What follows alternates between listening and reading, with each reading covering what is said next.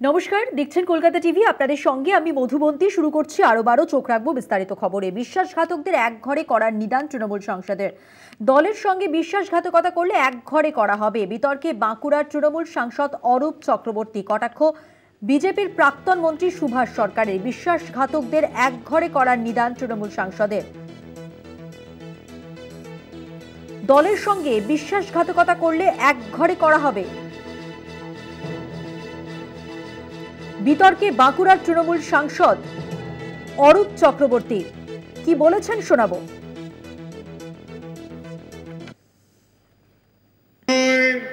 সাবধানে থাকতে হবে, অনেক বেঈমান বিশ্বাসঘাতক আছে যারা তৃণমূলের ছাতার তলে থেকে নির্বাচনের আগে দলের সঙ্গে বিশ্বাসঘাতকতা করার সম্ভাবনা থাকে, সেগুলো নজর রাখতে হবে।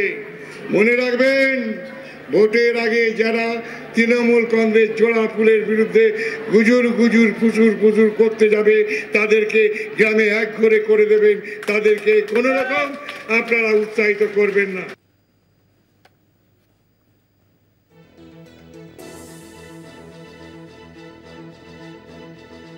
স্বরূপ গঙ্গোপাধ্যায় প্রতিনিধি রয়েছেন আমাদের সঙ্গে টেলিফোন লাইনে। স্বরূপ, এই বক্তব্যে তিনি কি স্পষ্ট করতে চেয়েছেন? যেহেতু 2026-এর বিধানসভা নির্বাচন বছর ঘুরলি, সেই জায়গায় দাঁড়িয়ে তৃণমূল কংগ্রেস নেতৃত্ব বারে বারে যেটা নির্বাচনী পরতে পরতে উপভোগ করেছেন যে নেতৃত্বের। স্বরূপ, তোমাকে বিরত করছি কথা বলার সময়। তুমি তোমার স্থান পরিবর্তন করো, তোমার কথা নইলে আমাদের কাছে স্পষ্টভাবে পৌঁছচ্ছে না। দেখো, বিষয়টা যেটা হচ্ছে, তৃণমূলের সাংসদ যিনি রয়েছেন অরূপ চক্রবর্তী বারে বারে দলের কর্মীদের যে বিষয়টা নিয়ে বারে বারে তিনি সরব হয়েছেন যে দলের যে নির্বাচনের সময় দলীয় নেতৃত্বের একটা অংশ কিন্তু বিশ্বাসঘাতকতা করেন, যে কারণের জন্য তৃণমূলের বিভিন্ন জায়গা থেকে তৃণমূলকে এগিয়ে যেতে হয়েছে। সেই জায়গায় দাঁড়িয়ে গতকাল যখন একটি সম্মেলন ছিল, মহিলাদের সম্মেলন, সেই সম্মেলনে দাঁড়িয়ে অরূপ চক্রবর্তী তৃণমূলের সাংসদ তথা লোকসভা কেন্দ্রের তিনি সাংসদ, তিনি পরিষ্কার মাইক্রোফোন হাতে নিয়ে প্রকাশ্যে তিনি মহিলাদের উদ্দেশ্যে, মহিলা যারা নেত্রী রয়েছেন বা মহিলা যা কর্মী রয়েছেন তাদের উদ্দেশ্যে তাকে বলতে শোনা যায় যে অনেক বেঈমান বিশ্বাসঘাতকতা আছে যারা তৃণমূলের ছাতার তলায় থেকে ভোটের আগে বিশ্বাসঘাতকতা করে। ভোটের আগে যারা জোড়া ফুলের বিরুদ্ধে কুজুর করেন তাদের গ্রামে এক ঘরে করে দেবেন। এবং এই মহিলা নেত্রীদের তিনি নিদান দিচ্ছেন, যারা মহিলা যারা সবসময় গ্রামে থাকেন, যাদের কাছে দলের অন্দরের খবর বেশি থাকে বলে মনে করছে তৃণমূলের জেলা সভাপতি তথা সাংসদ। সেই জায়গায় দাঁড়িয়ে তিনি এই ধরনের নিদান দিচ্ছেন এবং এই নিদানকে কেন্দ্র করে রীতিমতো বিতর্ক শুরু হয়েছে। কটাক্ষ করছে বিজেপির প্রাক্তন সাংসদ তথা কেন্দ্রীয় প্রাক্তন মন্ত্রী সুভাষ সরকার। তার যেটা বক্তব্য, টাকা পয়সার ভাগ বাটোয়ারা এমন জায়গায় পৌঁছেছে যে তৃণমূল তার দলের নেতাদের বিশ্বাসটুকুও করতে পারছে না। অর্থাৎ একদিকে অরূপ চক্রবর্তী দলের নেতাদের তিনি সতর্ক করছেন যে যারা নির্বাচনের সময় বিভিন্ন বিষয় নিয়ে তৃণমূলের বিরোধিতা করেন, বিরোধী দলের পক্ষে কাজ করেন, অন্যদিকে দলের এই যে নির্বাচন আছে সেই নির্বাচনের আগে ঘর গোছানোর জন্য যারা বিশ্বাসঘাতকতা করেছেন বা করার চেষ্টা করছেন তাদেরকে চিহ্নিত করার বিষয়ে কথা বলছেন। এই বিষয়কে কেন্দ্র করে রাজনৈতিক চর্চা শুরু হয়েছে তৃণমূল এবং বিজেপির মধ্যে। মধুবন্তী, ধন্যবাদ। কথা বললাম প্রতিনিধি স্বরূপ গঙ্গোপাধ্যায়ের সঙ্গে। সুভাষ সরকার অরূপ চক্রবর্তীর কটাক্ষের প্রেক্ষিতে ঠিক কি বলেছেন এখন শোনাবো আপনাদের। সাংসদ 26-এর নির্বাচনকে কেন্দ্র করে তাদের দলের সাংগঠনিক বৈঠকে বলছেন যে দলের মধ্যে অনেকে অন্তর্ঘাত করার কথা ভাবছেন, তারপরে আবার তাদেরকে শাসানি দিচ্ছেন যে তাদেরকে যেন এক ঘরে করে রাখে। এক অদ্ভুত নিদান। তো অর্থাৎ যে তৃণমূল দলে টাকা পয়সার ভাগাভাগিটা এখন এমন জায়গায় গিয়ে পৌঁছেছে যে নিজেদের মধ্যেই বিশ্বাসযোগ্যতা নেই, দলের প্রতি সমর্পণ মনোভাব, এটা তৃণমূল দলের পরিস্থিতি। ভারতকে 182 কোটি টাকা মার্কিন অনুদান নিয়ে ট্রাম্পের মন্তব্যে সরব জয়শঙ্কর। আমেরিকান অনুদান সংস্থাকে সরল বিশ্বাসে কাজ করতে দেওয়া হয়েছিল, আর এই নিয়ে এখন ট্রাম্প প্রশাসনের বক্তব্য উদ্বেগজনক। দিল্লি বিশ্ববিদ্যালয়ে অনুষ্ঠানে মন্তব্য ভারতের বিদেশমন্ত্রী S জয়শঙ্করের।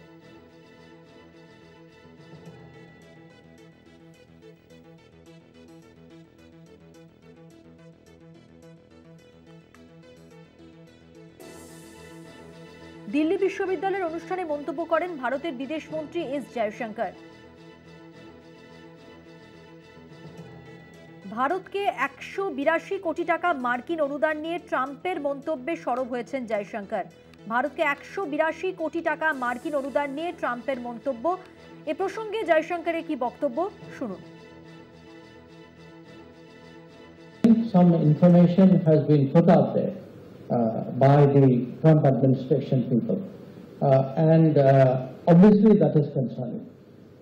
It would suggest that there are activities whose which has a certain objective out here to push a narrative or a viewpoint. I think as a government we are looking into it because such organizations have an obligation to report. And my sense is, the facts will come out. Now, I read saying, so and so dealt with USAID or so and so. Look, it's not a question of did you deal with USAID or not. USAID was allowed, has been here historically. But USAID was allowed here in good faith, to do good faith activities. Now, suggestions are being made out of America that there are activities which are in bad faith. So, it surely warrants a look. And if there is something to it, I think the country should know who are the people involved in the bad faith activities. বিস্ফোরক Trump. টাকা দেওয়া হয়েছে মোদিকে। ভারতকে $2 কোটি 10 লক্ষ দিয়েছে America. নিজে মুখেই স্বীকার করলেন মার্কিন প্রেসিডেন্ট ডোনাল্ড ট্রাম্প। ট্রাম্পের স্বীকারোক্তিতে তোলপাড় ভারতের রাজনীতি। মোদিকে নিশানা করেছে বিরোধী দলগুলি। টাকা নিয়েছে মোদি। অনুদান বিতর্কে ফের বিস্ফোরক মার্কিন প্রেসিডেন্ট ডোনাল্ড ট্রাম্প। বিতর্কে এই প্রথম সরাসরি নরেন্দ্র মোদির নাম নিলেন তিনি। বন্ধু মোদিকে $2.1 কোটি দেওয়া হয়েছে বলে প্রকাশ্যে দাবি ট্রাম্পের। ভারতের ইতিহাসে এই প্রথম কোনো প্রধানমন্ত্রীর বিরুদ্ধে অন্য দেশের কাছ থেকে টাকা নেওয়ার অভিযোগ করলেন সে দেশের প্রেসিডেন্ট। আমেরিকার গভর্নরদের কার্যনির্বাহী অধিবেশনে বক্তৃতা দেওয়ার সময় অনুদান প্রসঙ্গ টেনে আনেন মার্কিন president. And $21 million for voter turnout in India. Why are we caring about India turnout? We got enough problems. We want our own turnout, don't we? Can you imagine all that money going to India? I wonder what they think when they get it. Now, it's a kickback scheme. It's not like they get it and they spend. They kick it back to the people that send it, I would say, in many cases. Many of these cases, anytime you have no idea what we're talking about, that means there's a kickback. ট্রাম্পের দাবি, ভারতে আমার বন্ধু প্রধানমন্ত্রী মোদিকে ভোটারদের জন্য $2 কোটি 10 লক্ষ দেওয়া হয়েছে। আমরা ভারতে ভোটারদের জন্য $2 কোটি 10 লক্ষ দিচ্ছি। আমাদের কি হবে? আমিও ভোটারদের জন্য $2 কোটি 10 লক্ষ চাই। $21 million going to my friend Prime Minister Modi in India for voter turnout. We're giving $21 million for voter turnout in India. What about us? I want voter turnout too, Governor. এর আগে অনুদান বিতর্কে বিজেপির সমালোচনায় সরব হয়েছে বিরোধী নেতৃত্ব। এবার ট্রাম্পের অনুদান মন্তব্যের পর শ্বেতপত্র প্রকাশের দাবি করল কংগ্রেস। हम जो बार बार व्हाइट पेपर की बात करते हैं, आज डोनाल्ड ट्रंप के कहने से अब ये साबित हो चुका है कि ये $21 मिलियन उनके दोस्त नरेंद्र मोदी को चुनावों को प्रभावित करने के लिए, टर्नआउट बढ़ाने के लिए दिया गया। और जो हम बार बार बोलते हैं कि शाम को 5 बजे जब वोटिंग बंद होनी चाहिए, 5 से 6 के बीच में महाराष्ट्र में 10%, 12% जो बढ़ जाती है वोटिंग, ये टर्नआउट क्या इसी पैसे से बढ़ रहा है? हम ये जानना चाहते हैं। শুক্রবার অনুদান প্রসঙ্গে তদন্তের আশ্বাস দেওয়া হয়েছে ভারতীয় বিদেশ মন্ত্রকের তরফে। We have seen information that has been put out by the US administration regarding certain USAID activities and funding. These are obviously very deeply troubling. This has led to concerns about foreign interference in India's internal affairs. Relevant departments and agencies are looking into this matter. মোদিকে অনুদান প্রসঙ্গে শোরগোল ভারতীয় রাজনীতিতে। এখন প্রশ্ন, ট্রাম্পের অভিযোগ কেন অস্বীকার করছেন না মোদি? মার্কিন প্রেসিডেন্টের দাবিতে বিদেশ মন্ত্রকের প্রতিশ্রুতি মতো কবে শুরু হবে তদন্ত? এই ইস্যুতে আদৌ নিরপেক্ষ তদন্ত সম্ভব? কলকাতা টিভি। প্রধানমন্ত্রীর মন কি বাত অনুষ্ঠান সল্টলেকের দলীয় কার্যালয়ে মন কি বাত শুনছেন সুকান্ত মজুমদার, অমিতাভ চক্রবর্তী, সুনীল বনসাল, সুভাষ সরকার, আরো অনেকে।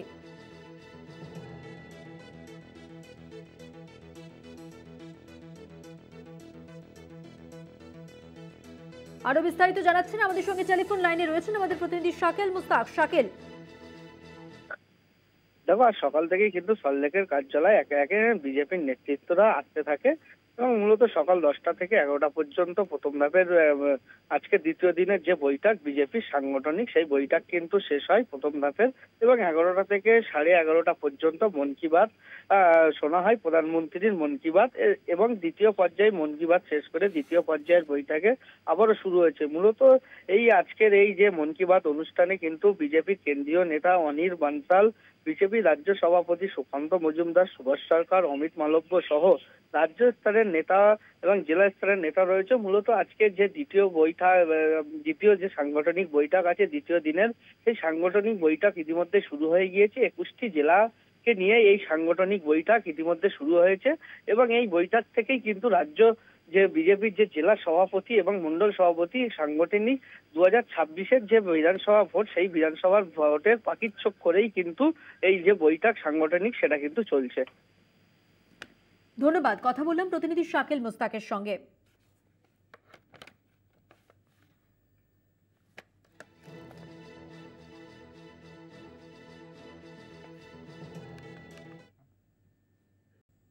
চোখ রাখবো পরের খবরে। ডানকুনিতে শুরু সিপিএম এর রাজ্য সম্মেলন। রাজ্য সম্মেলনের খসড়ার প্রতিবেদনে কংগ্রেস নিয়ে মূল্যায়ন। কংগ্রেস দুর্বল হলেও সব জেলাতেই তাদের অল্প বিস্তর অস্তিত্ব রয়েছে। তৃণমূল বিজেপির বিরুদ্ধে কংগ্রেসের সঙ্গে বোঝাপড়া করেই এগোচ্ছে দল। এসইউসিআই প্রকৃত বামপন্থী কিনা তা নিয়েও সংশয় খসড়া রিপোর্টে। ময়দানে থেকেও যেন নেই, হারিয়েছে ঝাঁঝও। বিধানসভা লোকসভা মিলিয়ে আসন সংখ্যাও শূন্য, ভোট প্রাপ্তিও তলানিতে। আন্দোলন প্রতিবাদে মাঠ ময়দান ভরলেও ছাপ নেই ভোট বাক্সে। আন্দোলনের ধারের অভাবই কার্যত ভাবাচ্ছে সিপিএম নেতৃত্বকে। দলীয় কর্মসূচিতেও উধাও চেনা বামপন্থী ছাপ। মেহনতি খেটে খাওয়া মানুষের মনে ফের জায়গা করাই এবারের সম্মেলনের অন্যতম লক্ষ্য। কারবারিরা, দুর্নীতিগ্রস্তরা কিছু সময়ের জন্য তারা নিজেদের মাথাচাড়া দিয়েছে, কিন্তু শেষ কথা মানুষ বলবে, আর সেই মানুষের পরিচয় হবে খেটে খাওয়া মানুষ। 26-এর বিধানসভা নির্বাচনের আগে ডানকুনিতে সিপিএম এর 27তম রাজ্য সম্মেলনে নিজেদের আরো মজবুত করার বার্তা দিতে চাইছে বাম নেতৃত্ব। পলিট ব্যুরো কোঅর্ডিনেটর প্রকাশ কারাত, বৃন্দা কারাত, দিল্লি ও ভিন রাজ্যের 7 জন পলিট ব্যুরো সদস্য উপস্থিত সম্মেলনে। 105 প্রতিনিধির পাশাপাশি দলের শীর্ষ নেতৃত্ব উপস্থিত ডানকুনিতে। এই সম্মেলনের মধ্য দিয়েই ভোটের প্রস্তুতির বার্তা দিয়েছে বামেরা। দলের সাংগঠনিক শক্তি বৃদ্ধি না হওয়ায় উদ্বেগ প্রকাশ করা হয়েছে খসড়া রিপোর্টেও। দলের পর্যবেক্ষণ, পার্টিতে সবাই নেতা হতে চাইছে, কিন্তু শাখা স্তরে কাজ করার মানসিকতা নেই।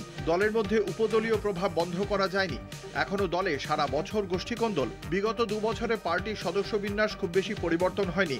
দলে আসা যাওয়া লেগে থাকলেও এজি সদস্য থেকে পিএম হতে চাইছেন না অনেকে, তাই সদস্য কমছে। ভোটারদের মধ্যে তৃণমূল এবং বিজেপি মেরুকরণ তৈরি হয়েছে, ফলে জনসমর্থন হারাচ্ছে দল। আইএসএফকে নিয়ে পার্টি সদস্যদের মধ্যে প্রশ্ন আছে। এই দল নিজেকে ধর্মনিরপেক্ষ দল মনে করলেও সিনিয়র অনেক সদস্য তা মনে করেন না। শরিক দলের মধ্যে অনেকেরই কাঠামো আর সমর্থক ছাড়া কিছু নেই, তাই এদের সঙ্গে আসন বিন্যাস পরিবর্তন করার কথা ভাবা উচিত। নকশালদের সঙ্গে আসন সমঝোতার ক্ষেত্রে এটা গুরুত্বপূর্ণ। দলকে সময় উপযোগী করে গড়ে তোলা যাচ্ছে না, এ ব্যাপারে দলের মধ্যে গাফিলতি রয়েছে। এসইউসিআইকে প্রকৃত বামপন্থী বলা যায় কিনা তা নিয়ে সংশয় প্রকাশ। যদিও পরবর্তী নির্বাচনে শরিক দলের অবস্থান নিয়েও মুখ খুলতে নারাজ সিপিএম রাজ্য নেতৃত্ব। পার্টি কংগ্রেস হবে 2 থেকে 6 এপ্রিল। সেখানে পলিটিক্যাল ট্যাকটিক্যাল লাইন ঠিক হবে। পার্টি কংগ্রেসে গিয়ে মাদুরাইতে গিয়ে আমাদের তার রাজনৈতিক দলিল আছে, পার্টি রাজ্য সম্মেলনের পরেই সেটা নিয়ে আমাদের বিস্তারিত আলোচনা হবে। সবাই সংযোজন, সংশোধন, পরিবর্তন করবেন, তারপর মাদুরাইতে গিয়ে পলিটিক্যাল ট্যাকটিক্যাল আইন ঠিক হবে। বাংলায় বর্তমানে সিপিএম এর সদস্য সংখ্যা প্রায় 1,58,000। আগের থেকে সদস্য সংখ্যা এখন যে বেশ খানিকটা কমেছে তা কদিন আগেই জেলাগুলির রিপোর্টে প্রকাশিত হয়েছে। যদিও বামপন্থী রাজনীতিতে খাতায় কলমে ছাত্র যুবদের উপস্থিতি কমলেও মাঠে ময়দানে বেড়েছে বলেই মত বাম নেতৃত্বের। আমাদের ছাত্র যুব অর্গানাইজেশনে আমাদের সঙ্গে প্রচুর পরিমাণে কম বয়সী ছেলেমেয়েদেরকে পেয়েছি, আর আমাদের সংগঠন তো ছাত্র যুবদেরই সংগঠন। সেখানে লাস্ট 3 বছরে নিয়ার অ্যাবাউট 2.5 লক্ষ সদস্য সংখ্যা বেড়েছে। আর শুধু খাতায় কলমে বাড়েনি, রাস্তার লড়াইয়ে বেড়েছে। পাখির চোখ 26-এর বিধানসভা নির্বাচন, তার আগে দলীয় সংগঠনকে আরও মজবুত করতে কোমর বেঁধে ময়দানে নামতে চাইছে বাম শিবির। শহুরে মানুষের পাশাপাশি গ্রামের প্রান্তিক মানুষ, বিশেষত মহিলাদের টার্গেট করতে চাইছে সিপিএম। সেক্ষেত্রে মমতা সরকারকে অনুসরণ করে প্রথম সারিতে এগিয়ে আসতে চাইছে বামেরা, মত রাজনৈতিক মহলের। সত্যসুন্দর ভট্টাচার্য ও অঞ্জন রায়ের রিপোর্ট, কলকাতা টিভি।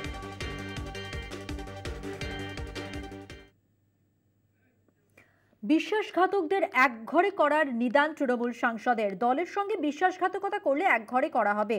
বিতর্কে বাঁকুড়ার তৃণমূল সাংসদ অরূপ চক্রবর্তী, কটাক্ষ বিজেপির প্রাক্তন মন্ত্রী সুভাষ সরকারের।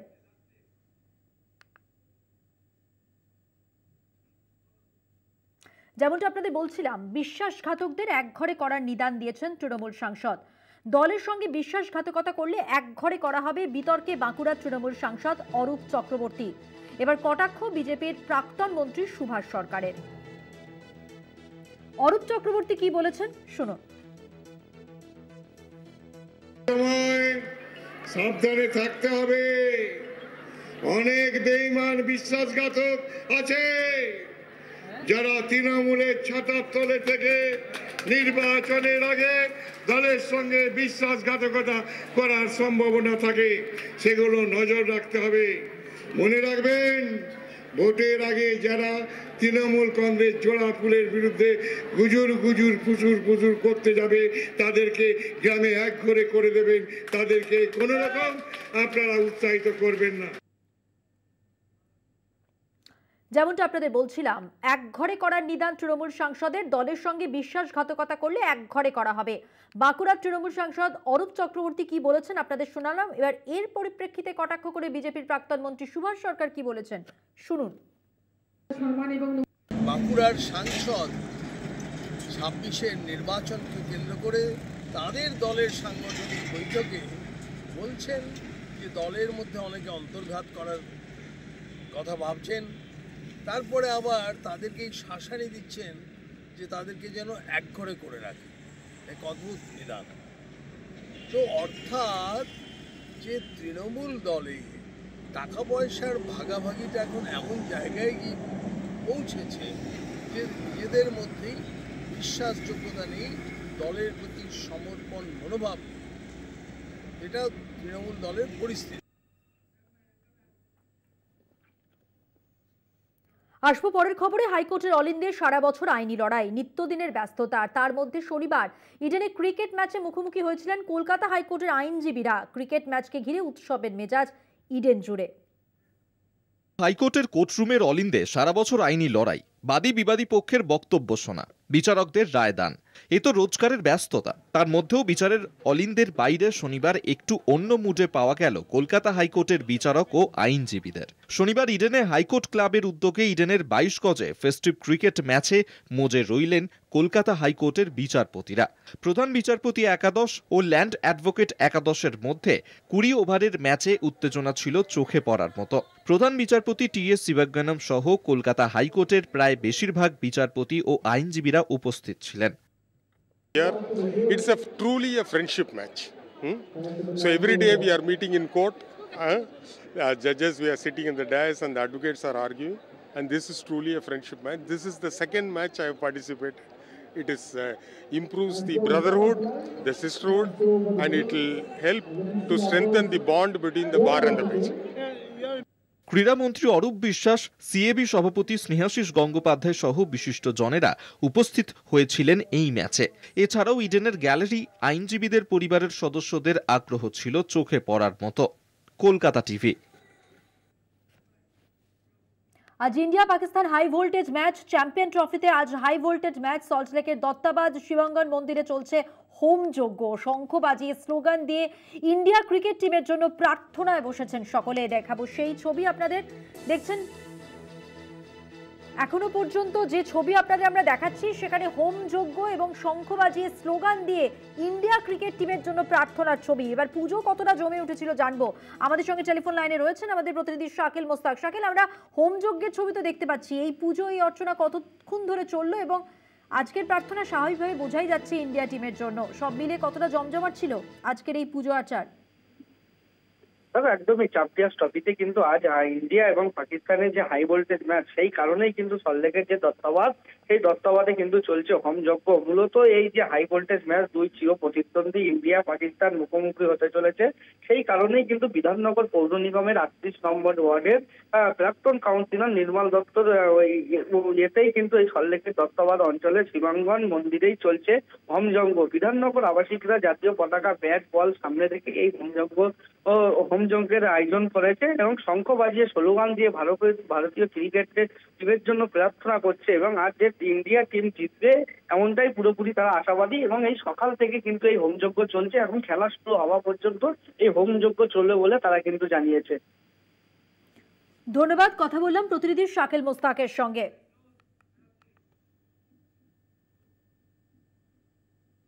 আরো আজকের মতো এ পর্যন্তই। দেখতে থাকুন কলকাতা টিভি, রাত দিন 7 দিন।